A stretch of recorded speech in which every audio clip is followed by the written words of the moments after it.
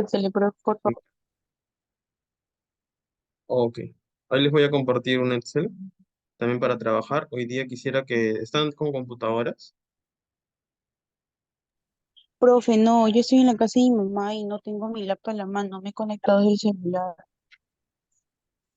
Ya. Pero durante toda la sesión vas a estar No sin voy a tener la laptop. laptop. Sí, sin laptop voy a estar, profe. Oh, ok, ok. Y Valeria, confírmame, Valeria. Profesor, buenas tardes. Sí, yo estoy en laptop, pero como voy a estar grabando, no Ah, quiero cambiando la pantalla porque si no se va a interrumpir la grabación. ya, porque va a haber un momento donde sí me gustaría que proyectes con el Excel que le he compartido, Ah, para ya que está puedas bien. tú hacer también el... ¿Sí? Ok. Sí, Ya, ahí les he llegado un Excel, no sé si les llegó. Me confirman si les llegó.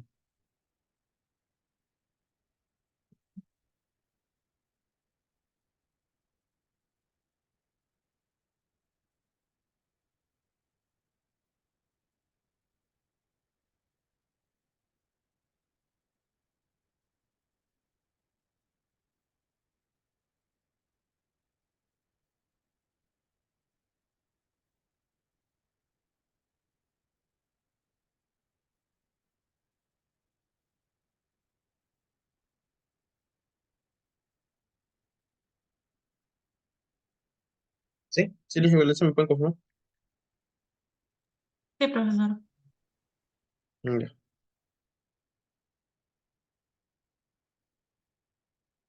Ya. También el PPT, ¿me confirman antes de iniciar? Y también. Ok, ok. Ya.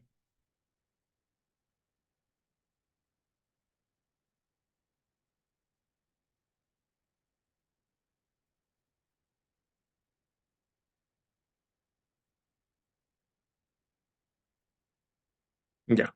Ok, vamos entonces a comenzar con la sesión del día de hoy. ¿Dudas con respecto a la sesión pasada? ¿Me confirman? ¿Alguna duda con respecto a la sesión pasada? ¿Todo claro? Por mi parte, claro.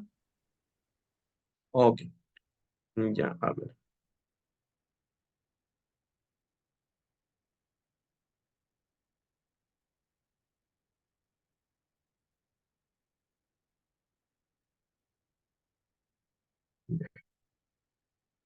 Esta ya sería la sesión número 8. Nos estaría faltando la sesión número 9 y la sesión número 10.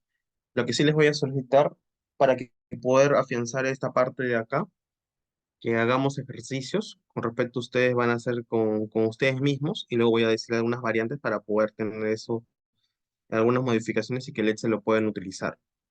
En la parte de lo que vendría a ser esta intervención nutricional, que es la parte 8, vamos a comenzar con la intervención nutricional y de ahí nos vamos a pasar a la siguiente sesión, va a ser todo lo que vendría a ser por las patologías para poder afianzar esto. No he hecho hoy día, solamente voy a hablar de manera general alguna patología que otra, pero ya la siguiente sesión vamos a ver todo lo que vendría a ser las patologías que hayamos puesto en la sesión número 10. Y al final terminaríamos con la parte dietoterapéutica de lo que vendría a ser ya conociendo un poco estas patologías que son más frecuentes que se utilizan. ¿Ok? Ya, entonces vamos a la parte número 8. En esta parte número 8 vamos a ver ya la intervención nutricional de lo que vendría a ser esta parte de acá. Acá vamos a ver, como ya hemos observado, vendría a ser el tercer paso de este proceso de atención nutricional que estamos teniendo en consideración.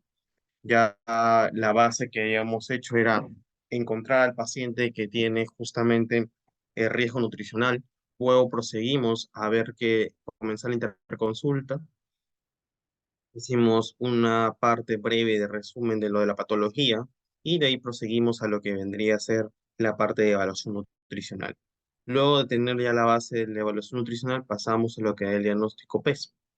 Y luego de acá comenzaríamos la parte de la intervención. La parte de la intervención nutricional se va a dividir en dos partes muy específicas. Uno que va a ser la planificación y otro, dentro de esta planificación vamos a considerar tres puntos.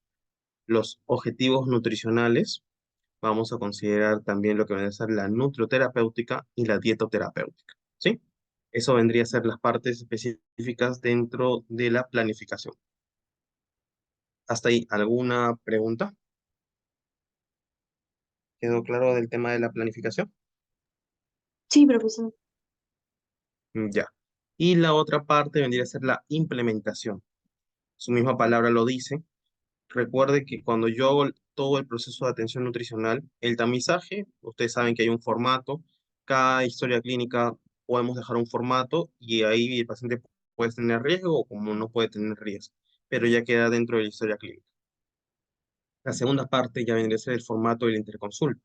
Esta interconsulta es como una propuesta, ¿cierto? Que tú le estás dando modo de respuesta al médico. Por ejemplo, el médico dice, el paciente está lo observa dentro de la visita, tú previamente estás en la visita y ves que sale riesgo de nutrición, y tú le dices al doctor, doctor, necesito una interconsulta de nutrición. Entonces el médico dice, ah, ok, te hago la interconsulta. Con la interconsulta traes el formato que justamente le estaba comentando, realizan ya el formato y dentro de la elaboración del formato comienzan a establecer todos los parámetros. Dentro de esta elaboración propiamente dicha, ustedes comienzan a tener todos estos pasos de elaboración, diagnóstico, intervención y monitoreo. Aparentemente lo que tú sí vas a colocar es tu evaluación nutricional, tu diagnóstico PES y tu propuesta de intervención. El tema del monitoreo, das un inicio, una pequeña propuesta, pero ya eso luego se va a ir viendo cuando se monitoriza. Pero para llegar al monitoreo necesito un paso previo, que vendría a ser la implementación. Como es una propuesta que estoy dando, por ejemplo, hoy día me deja la interconsulta, yo lo desarrollo y lo dejo en la historia clínica diciendo, esta es la propuesta, doctor, se le tiene que dar esta fórmula o tal vez se tiene que darle este tipo de dieta, ¿ok? Entonces al día siguiente el médico observa mi interconsulta y si es que el doctor lo desea conveniente y lo aprueba, dicen, ok, seguir las pautas del nutricionista. Y ahí recién yo pasaría de lo que ya he hecho la planificación dentro de la intervención nutricional hacer la implementación. Es decir, ya tengo para poder realizar la dieta. Y de ahí recién yo hago monitoreo. ¿Por qué les digo esto? Porque puede ver el caso que el médico no acepte la dieta, ¿ok? Y si el médico no acepta la dieta, entonces tú no has llegado al tema de implementación. Te has quedado solamente en planificación, ¿sí? Hasta acá, dudas, preguntas. ¿Alguna duda hasta acá? No, profe, sí, sí. Ya. Voy a hacerles un ejemplo con respecto a lo que vendría a ser un paciente con fístula intercutánea. ¿Recuerdan que era una fístula intercutánea?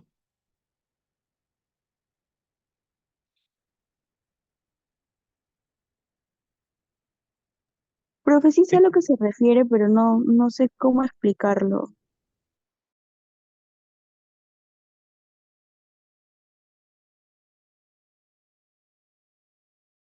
propiamente el intestino.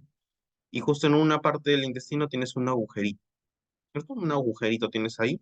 Y todo lo que tú consumes, tus alimentos, filtra por ese lado, por ese agujero, ¿cierto? Entonces a ese drenaje, que es no contemplado, se le llama fístula intercutánea, que es una comunicación con el medio interno con el medio externo, ¿cierto? Hasta ahí. ¿Dudas? ¿Preguntas? ¿Con fístula intracutánea? No, profe, sí, lo entendí. Ok. Esta fístula intercutánea, por lo general, sucede en gran mayoría de los pacientes postquirúrgicos, casi un 70%. Solamente basta que el médico introduzca la mano, manipule un poco el intestino está muy sensible, y se hace una grieta y ya tenemos fístula intercutánea, ¿ok? Entonces ya con eso podemos ver qué tiene esa patología. Recuerden que el intestino eh, tiene gran parte de su masa muscular, ¿cierto? Pero este intestino es sensible. Entonces, nosotros tenemos como una pequeña herida, es decir, un agujero dentro del intestino, y tenemos que dar una nutrición para poder mejorar, ¿cierto? Entonces, cuando tú pasas por la visita, a veces puedes encontrarte una historia clínica términos como lo siguiente. Licenciado, necesitamos que usted le dé una dieta para fistulizado a mi paciente. En pocas palabras, les voy a decir, no existe dieta para fistulizado, ¿cierto? No existe. No existe dieta para fistulizado. Son dietas establecidas que nosotros templar dentro de un servicio de alimentación. lo que tenemos que hacer nosotros nutricionalmente es traducir lo que quiere decir el médico. En pocas palabras, ustedes saben que el área de medicina solamente lleva un solo curso, lo que es nutrición, donde les enseña qué es macronutrientes, qué es micronutrientes, y por ahí, en el caso de los, colocan seminarios, ¿sí? Para completar temas, y mandan a los estudiantes a exponer. Los médicos no les ponen las dietas hospitalarias, y ellos son los que prescriben las dietas, cuando no hay nutricionista. Entonces, ustedes saben, por ende, es la importancia de tener un nutricionista dentro de un pabellón. Entonces, al tener este conocimiento de mencionar que no existe una dieta para fistulizado, tenemos que traducir. Pregunta, si tengo al paciente con fístula enterocutánea, pero es de bajo grado, voy a poner un drenaje de 300 mililitros, un promedio día, el otro día 400, luego baja a 200, pero está oscilando. Y quiero hacer la dieta para fistulizado. En primer lugar, si esta fístula pasaría más de 500, ya es de alto gasto. Y a este ya tendremos que trabajarlo tal vez con un paciente con soporte nutricional. Pero como estamos oscilando los indicadores todavía estables, tenemos que nosotros dar una dieta para poder mejorar esto. ¿Qué necesitamos fisiológicamente para normalizar esta fístula? ¿Qué propondrían ustedes? A ver, tengo un agujero a nivel del intestino, si le doy comida, va a tener un drenaje, ¿sí? Eh, el intestino es, mejor dicho, músculo, ¿cierto? Lo que hemos estado mencionando. Entonces, ¿qué propuestas nutricionales podríamos tener? A ver, Angie, ¿qué propuestas tendrías? ¿Qué propuestas tendrías, Valeria?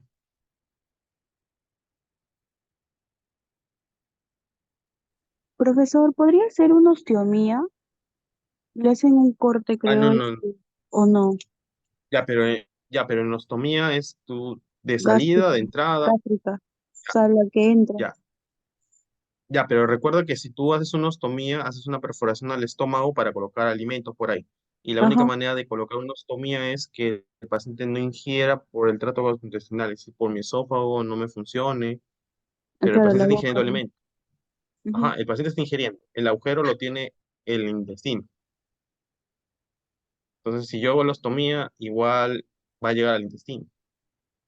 Entonces, ¿qué propuesta podríamos tener? Sabemos que el intestino es un músculo y sabemos que todo alimento que tú le das incrementa justamente estos jugos, ¿cierto? Todo lo que vendría a ser hasta que llegue al intestino. Aumenta el drenaje. No tanto, pero podría aumentar. ¿Alguna propuesta? ¿Aumentaríamos las proteínas, el consumo de proteínas, sabiendo que hay una herida dentro, un agujero que no se ha cicatrizado? ¿Podría ser una Sí, propuesta?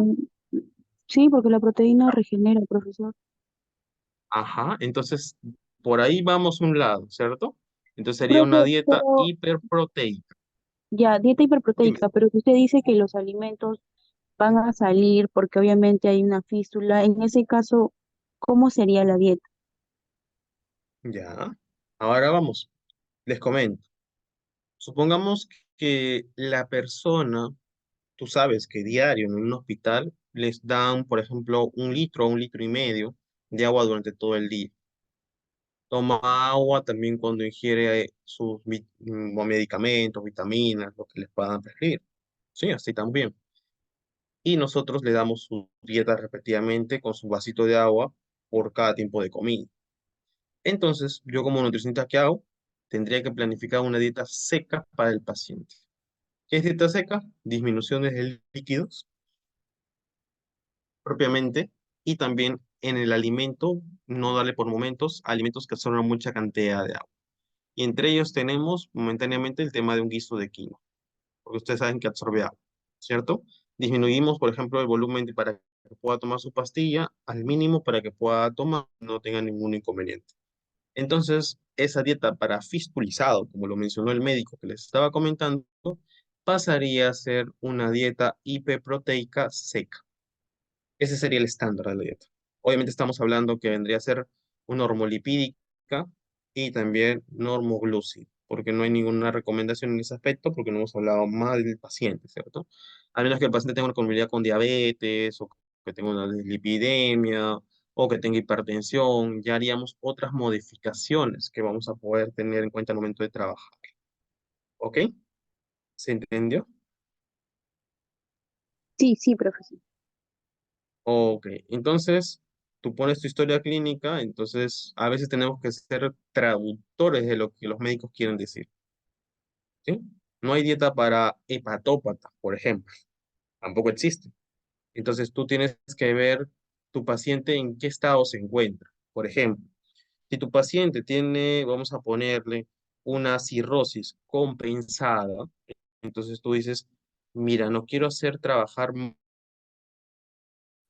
ok, ya está bien, pero el paciente, por lo que logro ver, ha tenido esta cirrosis por tal vez a consecuencia de tener hígado graso con el tiempo o consecuencia que ha tenido por el consumo de alcohol, ¿sí? Entonces, recuerden que esas son calorías que el alcohol, mm,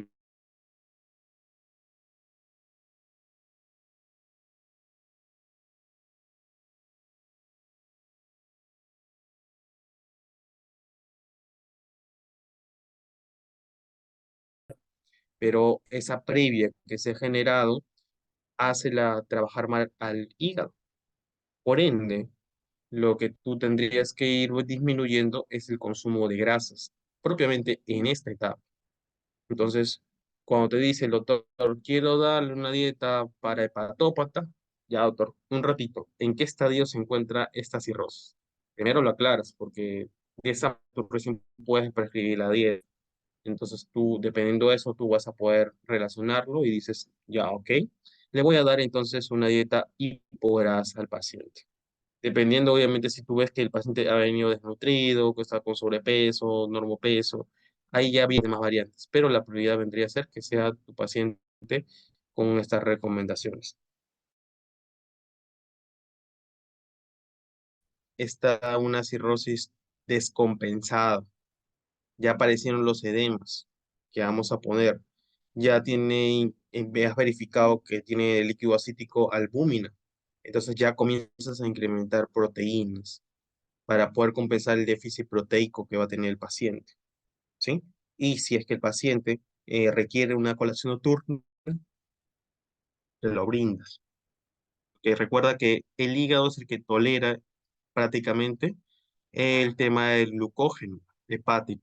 Y si tiene más del 60% dañado el hígado, almacena muy poquito de glucógeno. Es decir, no puede estar mucho tiempo en ayuno el paciente, porque si no entra en cuadro de hipoglicemia y se descompensa al día siguiente.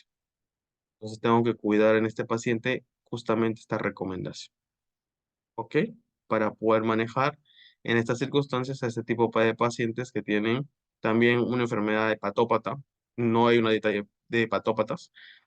Tienes que ver según la fisiopato y también según el proceso fisiológico alterado que presenta el paciente. Por eso es importante hacer las alteraciones fisiopatológicas nutricionales para que te pongas en contexto y de acuerdo a eso vendría a ser la planificación. Recuerden que tenemos muchas guías, pero estas guías nos hablan de manera general y ahí depende mucho el criterio y el juicio crítico del nutricionista para ser más sensible a lo que el paciente necesita. ¿Ok? Acá, ¿preguntas? Ah, ok. ¿En qué parte, Valeria? Coméntame. ¿Qué parte, Valeria? Ah, te decía que tú vas a encontrar que a veces algunos médicos que desconocen de nutrición te van a poner en la historia clínica o te van a decir, licenciado, un ratito, quiero que a este paciente le des una dieta para hepatópata, ¿ok? Y tú vas a tener que ver qué tipo de patología es el que tiene el paciente para que tú puedas decir, ah, es por esta razón. Por ejemplo, pacientes que tienen hígado graso o que tengan incremento de triglicéridos, ya hemos podido ver que está más centrado al incremento de azúcares simples, si es el tema de triglicéridos. Y si tienes el tema de lo que vendría a ser hígado graso, tendrías que verificar si previamente tiene colesterol. y dependiendo a eso tú vas disminuyendo la grasa saturada triglicéridos de cadena larga y también vas disminuyendo adicionalmente lo que vendría a ser los azúcares simples. Recuerden que para una dieta normal debería ser menos del 10%, entonces esto sería menos todavía. Tratar de minimizar esto y si le vas a dar un carbohidrato que sea con fibra para que el paciente pueda no tener complicaciones. Entonces hay varios criterios que ya vamos a ir viendo que se va sumando a todos los conceptos que ya anterior hayamos mencionado. Por ende es muy importante conocer la patología del paciente para que ustedes puedan abordar oportunamente según el estadio que se encuentre o según las circunstancias que se encuentre el paciente. ¿Sí? En el caso que tienes un paciente con cirrosis compensada en un inicio, sería hipoglasia. ¿Sí? Obviamente, porque no cuentas, tal vez en el hospital, con lo que vendría a ser otro tipo de grasas de mejor calidad. Pero si tú me dices, voy a darle de alta al paciente y ya puede comprar estos insumos, puedes manejar con una normolipídica, pero ten en cuenta que lo que tú vas a reducir es la grasa de los grasas saturadas, ¿cierto? Y vas a disminuir los triglicéridos de cadena larga. Y en conjunto vas a compensarlo con lo que vendría a ser los famosos monosaturados y los polisaturados. Entonces tratas de hacer eso y al final terminas realizando una normocalórica. Recuerden que no podemos ser tan restrictivos porque ya antes voy a hoy día mencionar sobre la relación kilocal no proteica, que es fundamental conocerla. ¿Ok? Hasta acá, dudas, preguntas. Profe, sí le entendí, perfecto. Ya. Valeria, dudas, preguntas. ¿Alguna consulta, Valeria? Ok, ya. Para el tema del curso, yo les voy a dejar algunas patologías, como les estaba mencionando, y ustedes van a ir diciéndome si le van a bajar las grasas, si no le van a bajar las grasas, en qué contexto se encuentra, y dependiendo de eso, fundamental. Mucho en dietoterapia, la finalidad es que tú fundamentes por qué estás dando eso. Si se han percatado, yo puedo decir, licenciado, le doy una dieta hipograsa, pero mi fundamentación es porque en el hospital no contamos con otro tipo de grasas de buena calidad. Entonces tengo que optar darle eso para poder disminuir, aunque dándole de alta yo podría, o en el consultorio del paciente mismo que viene, puedo dar esa propuesta.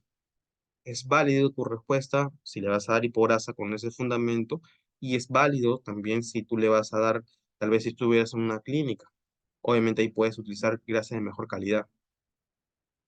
Miren, en el caso de una dieta hipograsa en los hospitales, suelen utilizar por lo general la disminución de lo que vendría a ser las frituras, ya sabemos, los guisos tratan de minimizar esta parte y también quitarle lo que vendría a ser la piel de lo que vendría a ser los animales. Por ejemplo, en el caso del pollo. Eso se trata en la general. Y en el caso de las grasas que tú me comentas, no vas a encontrar muy seguido el tema de lo que son una palta, por ahí una que otra oportunidad el tema de lo que vendría a ser aceitunas, ¿cierto? Dependiendo del servicio de alimentación que tú cuentes. Por eso es fundamental rotar por el servicio de alimentación y mencionarle con anticipación si te puede mandar el rol. Al menos en los roles los botan cada semana. Entonces, en base a eso tú dices, ah, voy a reajustar. Entonces, cuando vengan estos pacientes, tú dices, obviamente ya tienes establecido lo que el día lunes va a venir de desayuno, almuerzo y cena, lo del martes, lo del miércoles, lo del jueves, lo del viernes, lo del sábado, lo del domingo. Ya lo tienes establecido, obviamente a través de la minuta, pero tú tienes que adecuar con los insumos que tengas para que puedas ver qué darle ese día a tu paciente. Entonces tenemos que ser muy críticos para saber qué enviar al paciente. En el caso de los aceites, como les dije, lo clásico que utiliza es el aceite de girasol, ¿cierto? El de oliva no va a haber en hospitales, no van a contar con eso. Y lo que sí podrías recetar esto es cuando salga el paciente de alta. ¿Sí? ¿Vale? ¿Preguntas? ¿Dudas?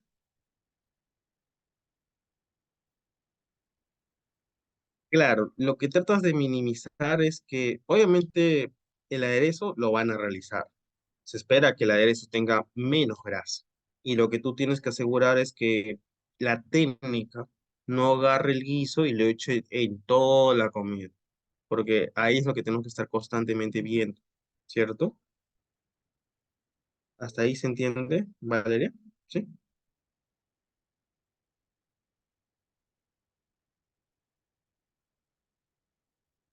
Sí, un poco seco. Recuerda que cuando te decimos que tenemos dietas hipograsas y es que utilizan guisos, dentro del aderezo van a usar menos aceite.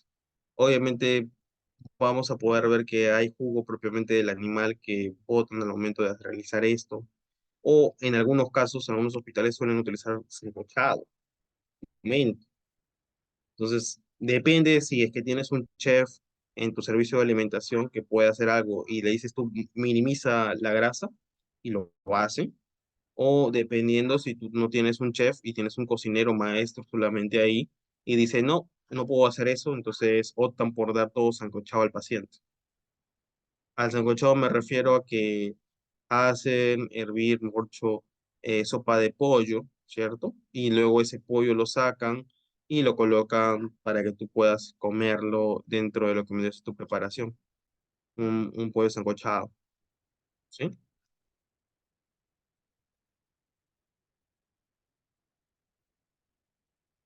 O sea, no se reduce el aceite adicional.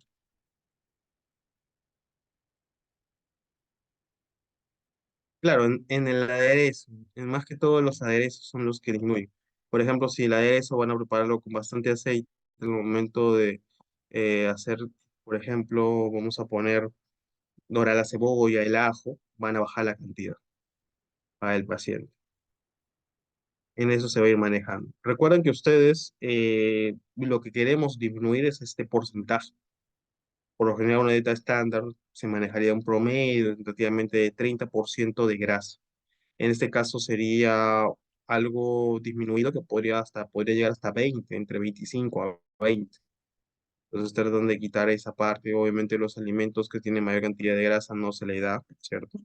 Como por ejemplo cerdo, que no puedes tener.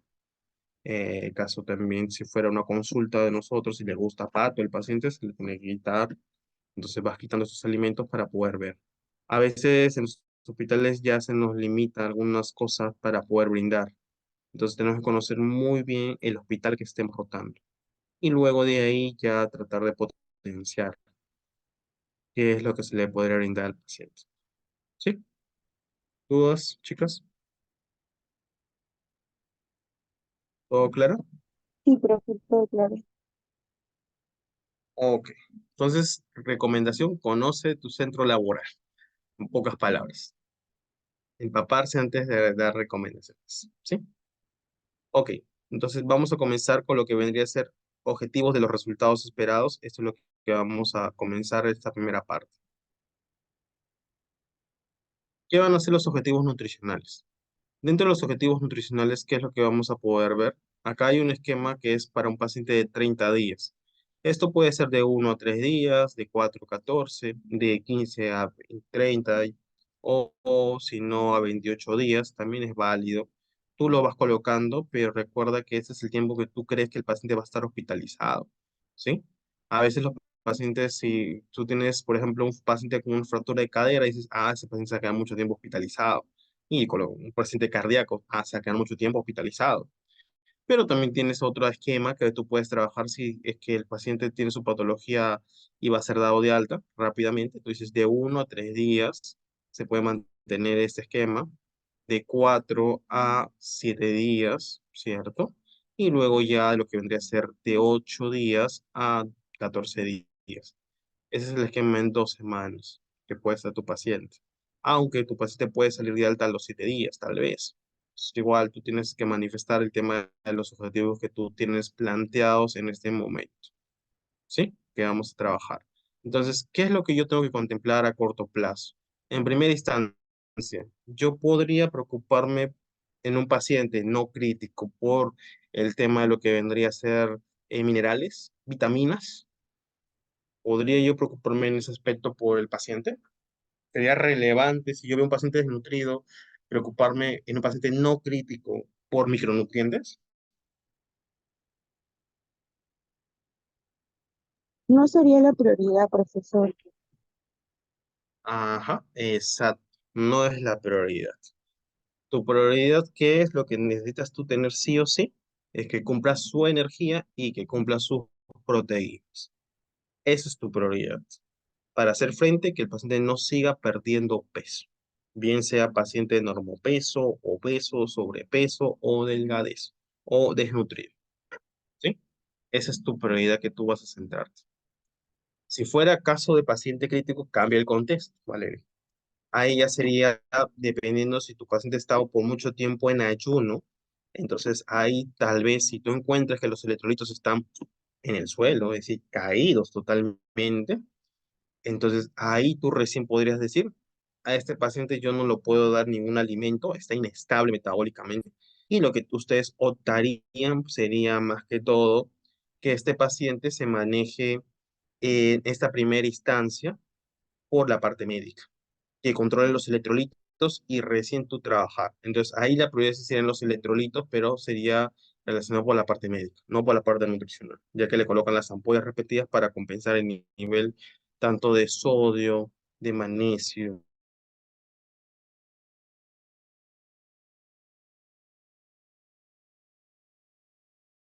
indicadores que debemos tener esa consideración. Entonces es una prioridad conocer esta parte de acá, ¿ok? Entonces vamos viendo todos los puntos específicos de aquí. Entonces, a corto plazo, tu prioridad que sería que se pueda cubrir, primero sería la energía sobre todo, ¿cierto? Cubrir la meta inicial que tú quieres en base a la energía y en base a las proteínas. Recuerda que tú vas a tener metas. Entonces, esta es una primera meta que yo tengo que cumplir, llegar al tercer día. Ojo, yo puedo decirte, tu paciente está necesitando, vamos a poner un ejemplo, 1500 calorías. Eso no quiere decir que yo el primer día le voy a dar 1500. Puede ser que inicie con 500, con 800, luego con 1000. Y lo que yo sí necesito llegar es al tercer día, mi recomendación que yo voy a prescribir. ¿Ok? Entonces, de acuerdo a eso, recién se va a poder trabajar acá con el esquema. Entonces, una primera instancia sería que cubras este requerimiento.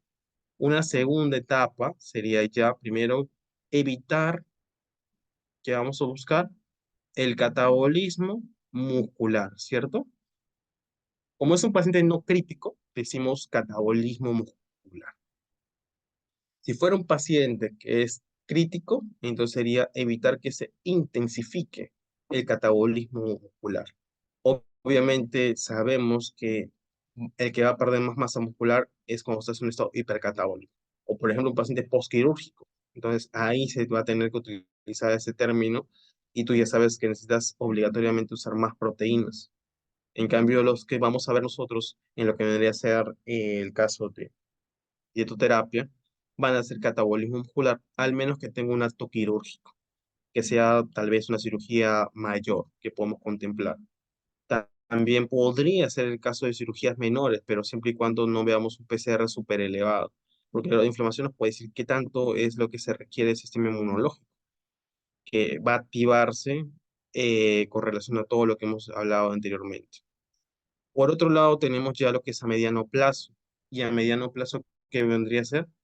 Igualmente, como hemos hecho a corto plazo, cubrimos la energía y la proteína, pero ¿de quién? De tu meta media que tú has propuesto, ¿cierto? Que tú estás proponiendo acá. Entonces, es lo que vamos a priorizar acá. Luego de acá, ¿qué es lo que vamos a tener en cuenta? Segunda indicación, vamos a ver también ahora que va a ser la reevaluación de los indicadores que han estado alterados. Esta reevaluación van a estar basados en los indicadores que tú has priorizado en el diagnóstico formato PES. Entonces, ¿cuál es tu primer diagnóstico PES? ¿En qué indicador ha estado? Si tú me has dicho la dieta, entonces es dietética. Si tú me dices que vendría a ser ecológico, entonces también es ese segundo, o bioquímico. Tú colocas y eso lo plasmas acá. ¿Ok? Y a largo plazo, ¿qué es lo que vamos a observar? Ya vamos a ver que vas a cubrir justamente ya no la energía y las proteínas, ya te centras a lo que vendría a ser los requerimientos nutricionales en sí, donde acá ya vas a ver macros y micros, ya sería tu prioridad. Y ahí podrías centrarte en algún micro específico que tú desees y algún macro que tú quisieras. Aunque, por ejemplo, si hubiera caso de diabetes y lipidemia, podrías ver otro cápite si lo medita, con alguna complicación, específicamente eso que se tiene que controlar. Y luego de acá, el último ya sería recién a esta etapa, la educación nutricional, tanto el familiar como al paciente, sobre su fisiopatología relacionada a su alimentación. ¿Ok? ¿Dudas acá? ¿Preguntas?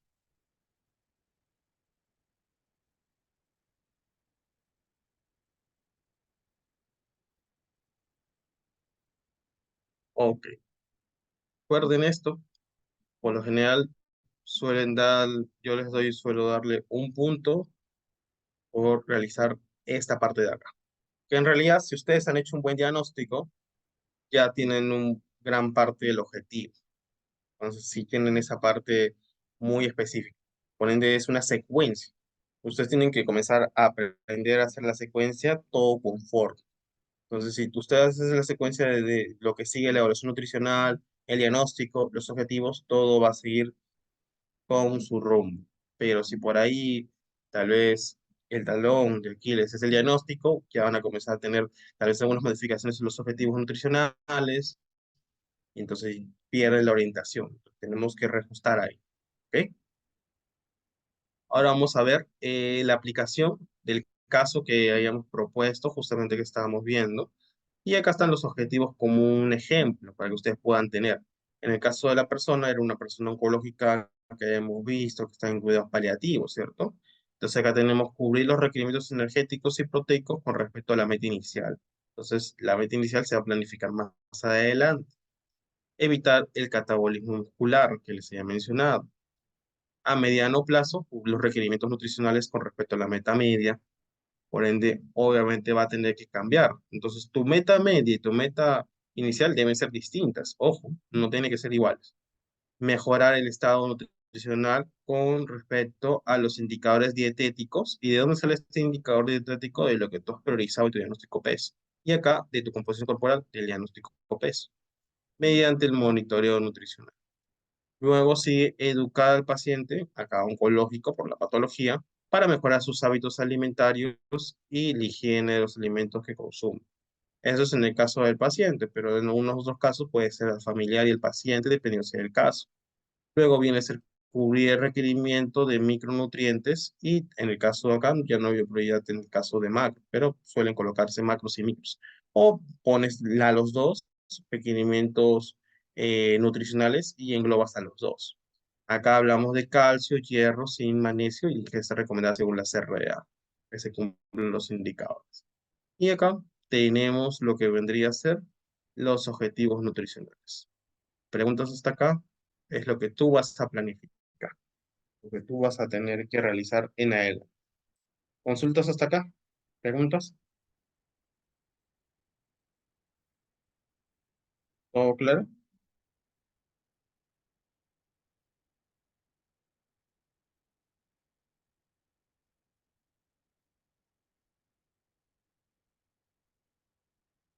En este caso, como el cáncer es algo que ha comenzado a bajar de peso, podríamos considerarlo como catabolismo, porque no se le ha operado al paciente.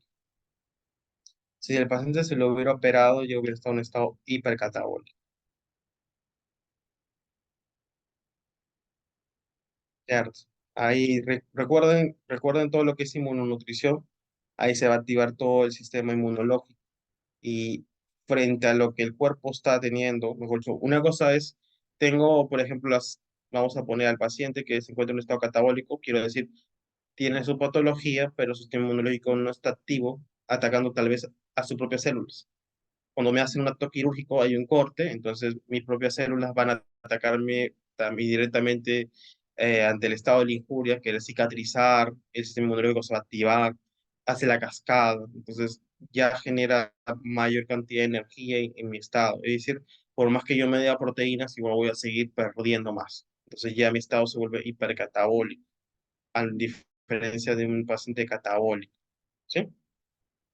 Pues vamos a tener que tener en cuenta eso. Por ejemplo, pacientes con COVID, no había el término colocarle catabolismo, porque llegó un momento donde su PCR volaba en 100, 80, y tú decías, pero si le estoy dando la dieta, ¿por qué sigue perdiendo peso? porque tu paciente no estaba en un estado catabólico. Aparentemente lo mirabas que estabas postrado, hablándote, pero internamente estaba en un estado hipercatabólico. El sistema inmunológico estaba trabajando para defenderse ante ese virus, que no había todavía vacuna. Entonces cambiaba el contexto y tú decías, por esa es la razón que aunque le doy proteínas, sigue perdiéndose. Entonces tenías que utilizar otros indicadores que vendría a ser el balance nitrogenado. Y te das cuenta que necesitabas mayor cantidad de proteínas para compensar ese déficit que tú tenías. ¿Sí? Entonces ahí vamos viendo otra cascada. Ok, ya hemos visto entonces los objetivos y ahora pasamos a lo que vendría a ser la prescripción nutrioterapéutica. Esta prescripción es la que vamos nosotros ahora a realizar en la hora en adelante. Recuerda que estamos todavía en lo que es intervención nutricional en la parte de planificación.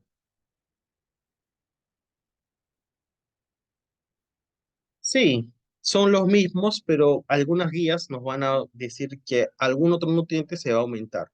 Por ejemplo, en pacientes oncológicos, no sé si ustedes han visto que se colocan vitamina C.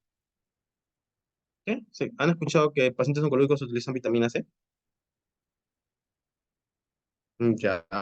Utiliza algunos médicos y algunos nutris, le comento, prescriben megadosis de vitamina C y dicen, no, es que esa es con la finalidad que el paciente mejore su sistema inmunológico, ¿cierto? ¿Qué hemos visto en el curso con todos los pacientes que pueden estar desnutridos, que pueden mejorar su estado inmunológico? La única evidencia que hemos encontrado en pacientes que han mejorado su sistema inmunológico es el zinc, ¿cierto? Lo que hemos visto. Pero a veces algunos optan por vitamina C, ¿cierto? Vitamina C en una etapa que el paciente se encuentra en ese estado. Pero el cuerpo propiamente va a absorber lo que necesita. No va a querer absorber mucha cantidad. Si se absorbe mayor cantidad, lo va a eliminar porque es una vitamina liposoluble. ¿Cierto?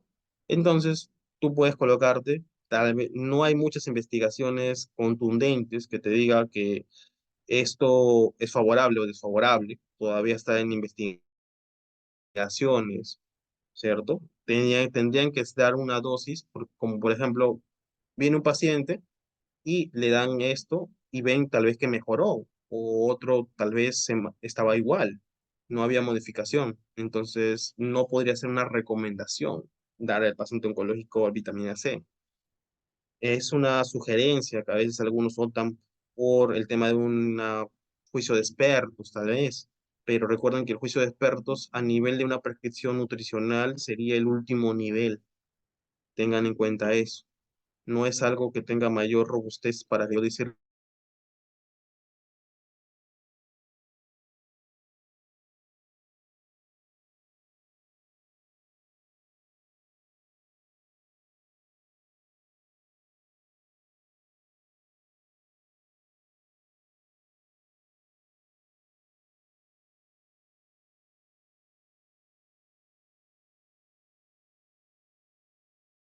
Entonces, todavía faltan hacer más estudios para poder ver esto. Y las mismas guías de lo que menciona ESPEN nos dicen solamente dar lo que vendría a ser micronutrientes si el paciente se manifiestan deficiencias. Recién dar un poco más de lo que se necesita. Es decir, pacientes que son oncológicos que tengan complicaciones, recién comienzas a aumentar estas RDA, al menos que manifiestes una deficiencia en el paciente. Y esas deficiencias marcadas son cuando ya comienzan a desnutrirse constantemente, ¿cierto?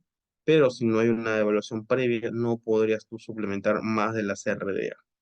A veces ya existen ahí, cuando ya tienes estas complicaciones severas o crónicas, ya estas recomendaciones de las RDA pueden ser por 2 por 3 por 4 por 5 y hasta inclusive un paciente crítico puede llegar hasta por 10 en algunos casos, que vamos a ir trabajando con respecto a estos indicadores. ¿Sí? ¿Hasta ahí dudas, preguntas? Ok, Profe, una entonces, consulta. sí, Por ejemplo, si tienen una persona adulto mayor que ha dejado de comer, que es mujer, pero ha dejado de ya, comer por temas anímicos, o sea, no quiere comer la comida porque se siente triste, pero ok. obviamente físicamente se ve desnutrida porque semiología nutricional. En este caso, como usted comenta que se tiene que dar algún tipo de planificación previamente con algunos exámenes, ¿qué exámenes en este caso se pediría? Porque si ya veo la semiología, Ah, ya, te explico. A cualquier adulto mayor o cualquier patología, por lo general, si nos centramos en pacientes oncológicos o pacientes que están sanos o aparentemente sanos o desnutridos, mínimo tú tienes que dar la CRDA. Pero como tú me comentas que no consume alimentos, obviamente está deficiente ese indicador de micronutrientes. Entonces, ahí es donde vamos a comenzar a ver deficiencias. Por ejemplo, tú puedes encontrar en el paciente tal vez que pueda tener una supuesta anemia, pero no podemos asegurar que es ferropénica hasta que saques indicadores bioquímicos. Ese es un primer indicador que yo tengo que observar. A veces algunos pacientes por el consumo de la farmacología por mucho tiempo prolongado, por ejemplo en diabéticos, con metformina, pueden llegar a tener el caso de anemia, pero de la vitamina B2, que va a tener complicaciones con el consumo de mucho tiempo prolongado de la metformina. Entonces, hay algunas patologías, la parte farmacológica, que con el tiempo prolongado puede generar alteraciones en el paciente. Entonces, en tu caso tuyo, sí o sí tendrías que darle, si no te tolera alimentos, fórmulas. Al menos con las fórmulas estás tratando de cubrir los micronutrientes que tal vez en los alimentos no está logrando consumir. Al menos tendrías que darle fórmulas que sea, por ejemplo, si calculas tentativamente un adulto mayor, podrías estar manejando un promedio de 1500 a 1600 kilocalorías en el paciente adulto mayor, un tentativo. Entonces tendrías que calcular al menos 750, un promedio que sea en base a fórmula. Y lo demás es a tolerancia a lo que él tolere con su consumo constante. Entonces, al menos tú te aseguras que en la fórmula sí vienen los macronutrientes y los micronutrientes. Y eso va a compensar un poco para que el paciente se restablezca. Obviamente, cuando el paciente ya vuelve a tener apetito, por lo general cuando tú das fórmulas, a veces unos pacientes dicen, ahora, ¿por qué no tengo apetito? Porque justamente dentro de las fórmulas tienen en las vitaminas del complejo B y estas pueden ser abre apetito. Entonces tu paciente comienza a tener mayor fortaleza y les abre el apetito. Y ahí comienzas ya a decir, ahora aumento consumo de alimentos y quito la fórmula. Por ejemplo, le comento algo. Justo ayer estaba atendiendo a una paciente que era con obesidad y tenía diabetes, les comento. Y esta paciente que teníamos acá me dijo algo.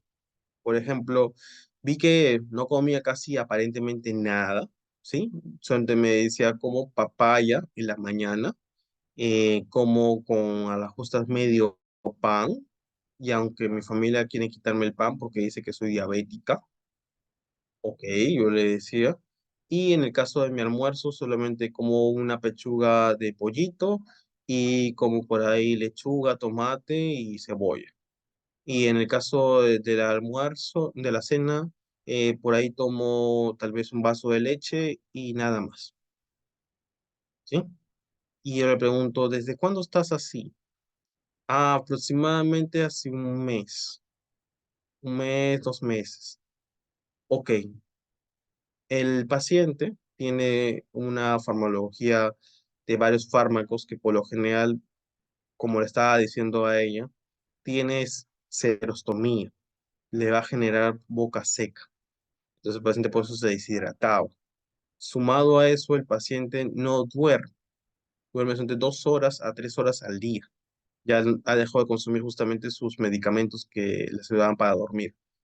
Sumado a eso, recién ha debutado con la diabetes y le ha dado el tema de la metformina. ¿Se acuerdan que habíamos visto que la metformina puede generar alteraciones al inicio? Entonces, toda una descompensación total. Entonces, en este caso, el paciente, yo le dije, tenemos que retomar que consumas. Y me decía, pero licenciado, a veces siento un poquito de náuseas, me siento así como descompensada y como que no toleraría. Entonces negocié con el paciente para que tomara fórmula. Entonces ahí le recomendé Lucerna para que tomara menos 2 tomas y lo demás que sea tolerancia y poco a poco ir aumentando. Porque la idea es que el paciente adecuarte y que siga tolerando y que aumente su consumo. ¿Sí? Y de ahí sumado lo que me dijo el paciente fue, licenciado, eso no me va a engordar. ¿Cierto? Y la persona obviamente que me derivó para poder atenderla, me decía, pero licenciado, creo que ella está bien su consumo de alimentos porque está bien gordita. Y ahí volvemos a la idea de que por más que veas una persona que está gordita, no puedes reducir el consumo ante esas circunstancias, porque medio ha perdido peso justamente durante el último mes. Entonces es como que yo te diga, tienes IMC de 35 y luego de un mes tú me dices, tengo IMC de 31 y me dices, ah, no, pero licenciado, estaba en obesidad 2 y ahora está en obesidad grado 1, está obeso, entonces tengo que hacer una dieta hipocalórica. No podría hacer eso, porque tu pérdida de peso en un mes sale el porcentaje de cambio de peso muy grande.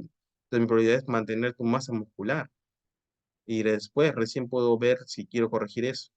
Pero a veces los doctores lo ven de otro punto de vista, que en realidad no es oportuno para la salud del paciente. Entonces tendríamos que ir viendo muchos esos criterios para poder orientar y más que todo mencionarles que estas fórmulas es como un apoyo, más no para aumentar de peso.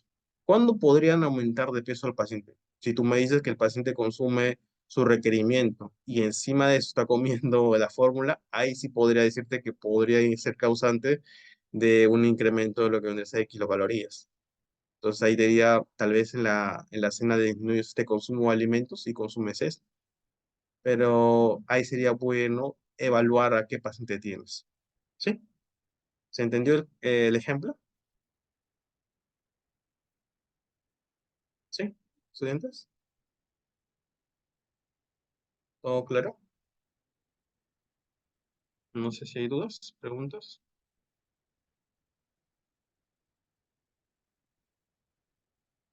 ¿Ver? Ok, ya. Comenzamos entonces la intervención nutricional. ¿Qué es la intervención nutricional? Acá una fase inicial, una fase media y una fase final. ¿Se acuerdan de los objetivos? Tu objetivo de la meta inicial va de acorde acá. Tu objetivo de la meta media va de acorde acá. Y tu objetivo en la fase final va acá. ¿Sí? Lo mismo, volvemos a ver lo que tú me has planificado. Por eso le decía que del diagnóstico sale tus objetivos, de tus objetivos sale la prescripción nutriterapéutica. Y de la prescripción nutriterapéutica va a salir la dieta terapéutica. Y de ahí mismo de tus objetivos sale tu monitoreo de los indicadores claves que tú vas a evaluar. Entonces todo sigue una misma secuencia y todo parte de tu evaluación nutricional. Y ese respaldo de la evaluación nutricional viene de tu tamizaje previamente. Y ahí sí, recuerden que este esquema del PAN, cualquier nutricionista es básico, ¿cierto? Licenciado, me quiero dedicar a deportiva, necesito saber esto. Licenciado, me quiero dedicar a público, necesito saber esto. Licenciado, me quiero dedicar a la parte de consultor, necesito saber todo esto. Licenciado, me voy a dedicar a la parte de hospitalización, necesito saber esto. Licenciado, me quiero dedicar a la parte de uso, necesito saber esto. Entonces, todo este orden es como algo que me va a ayudar para colocar cada procedimiento y seguir una secuencia. ¿Ok? ¿Qué más podemos ver acá? Entonces tenemos ya la meta inicial y meta media y meta final. Ok. A ver, vamos a hacer un ejemplo con ustedes. A ver, Angie, ¿me escuchas ahí? ¿O Valeria? Rosa, ¿me lo van a escuchar ahí? ¿Sí?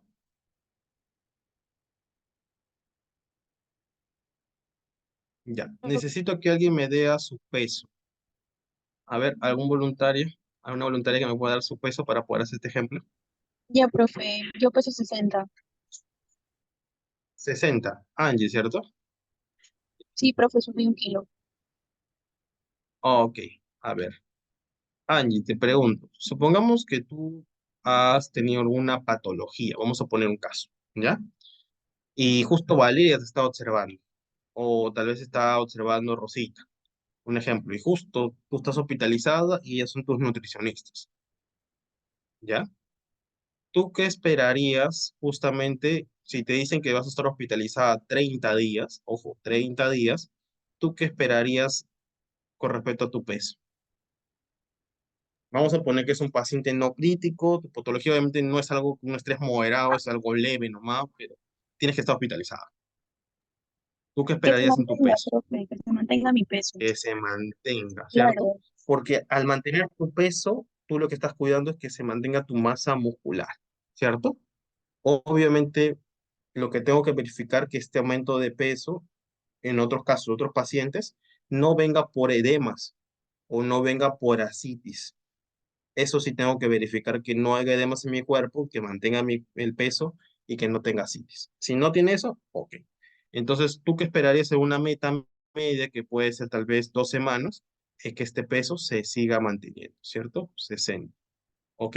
Si a ti, Angie, te dan de alta y te dicen ya a los 15 días vas a darte de alta, o tal vez te hace quedar un tiempo más, tal vez en una meta final, y como tú eres una patología que te digo que es un estrés leve, entonces podrías tal vez dar la posibilidad que durante este tiempo se aumente 1 kilo o medio kilo.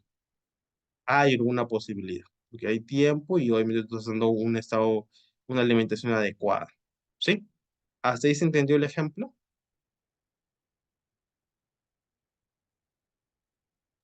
Sí, profe, sí, perfecto, sí, entendí. Ok. En el caso tuyo, Valeria, como tú ya le estás dando una prescripción que es la perfecta para que no pierda, deberías mantener. Si es que comienza a perder de peso y está en un estado catabólico, algo se está fallando en la planificación que tú has hecho en la nutroterapéutica, que no está siendo eficaz. ¿Sí? La única manera que Angie pierda sería estando en un estado hipercatabólico, porque ya no puedo, solamente lo único que ayudaría con las proteínas sería evitar que se intensifique, pero igual va a perder peso. Si no tuviera a una nutricionista de cabecera, entonces obviamente la pérdida sería mucho mayor. Claro, tendrías tú que asegurar que no se pierda de peso. Si comienzas a perder de peso tu paciente, uno, la planificación, si tú me dices, el paciente me come todo, ok, entonces la planificación estoy fallando. Si tú me dices, licenciado, he hecho buena bien la planificación, pero mi paciente no está comiendo, entonces hay que tener otra estrategia con el paciente. Por ejemplo, le puedo planificar la dieta, pero el paciente no me come un 80%. Entonces ese 20% tengo que darlo por fórmulas, por vía oral, para poder compensar y llegar que se cubran las recomendaciones y que se cumpla y que el paciente no pierda peso. ¿Sí? Entonces, ¿qué les doy a entender acá? Si se percatan, el peso no cambia, ¿cierto? Mucho, ¿cierto? Este es algo real que tú puedes observar que se va a cumplir. Errores que se cometen. Por ejemplo, licenciado, mire, acá tengo un peso inicial que voy a tener acá. Puedo colocar 60 kilos. En la meta media, yo creo que estaría bien 70 y yo quiero que en una meta final llegue a 80. ¿Tú crees que va a poder cambiar tanto de peso el paciente hospitalizado en un mes? No, profe. Y he visto colegas que hacen eso. Es una dieta no realista, bueno, a mi perspectiva, ¿no? Claro, es como que ahí mismo tú te das cuenta y dices, tal vez el colega en la parte de la experticia no ha manejado mucho estos temas, estas patologías, porque la fisiopato, según lo que estoy observando, no puede llegar a esto. Por ejemplo, eso muchos lo vas a ver en pacientes desnutridos. Por ejemplo, si yo tengo una persona que tiene anorexia nerviosa, puede venir con 30, 40 kilos y lo que yo esperaría que tal vez 41 kilos se vaya de alta con 42, a lo mucho. Pero a veces veo que tú das una planificación con una dieta con un peso ideal, que es 50 kilos, y le das la planificación y le dices, sí, eso debes comer. No es prudente. Entonces tenemos que tener mucho cuidado ahí cuando veamos estos tipos de casos. Entonces la idea es que se maneje con su peso, que no haya mucha modificación, porque esto es como una propuesta que tú estás dando y en el transcurrir de eso se va a ejecutar.